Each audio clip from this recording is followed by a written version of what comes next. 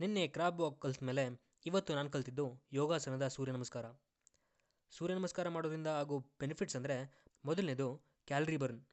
ಒಂದು ಸೂರ್ಯ ನಮಸ್ಕಾರ ಮಾಡಿದರೆ 13-14 ಕ್ಯಾಲರಿ ಬರ್ನ್ ಆಗುತ್ತೆ.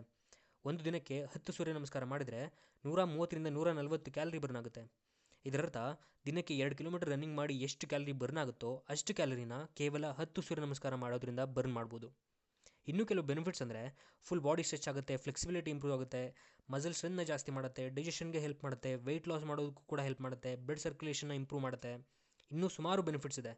ಇದಾದಮೇಲೆ ವಾಲ್ ಸಪೋರ್ಟ್ ತಗೊಂಡು ಹ್ಯಾಂಡ್ ಸ್ಟ್ಯಾಂಡ್ನ ಪ್ರಾಕ್ಟೀಸ್ ಮಾಡಿದೆ. ಇದಾದಮೇಲೆ ಡೈಲಿ ಯೂಸ್ಫುಲ್ ಸ್ಕಿಲ್ ಅಂದರೆ ಟೈನ ಸರಿಯಾದ ರೀತಿ ಕಟ್ಟೋದು. ಮುಂಚೆ ನನಗೆ ಟೈ ಕಟ್ಟೋಕೆ ಬರ್ತಾ ಇತ್ತು, ಬಟ್ ಮತ್ತೆ ಮರ್ತೋಗಿದ್ದೆ.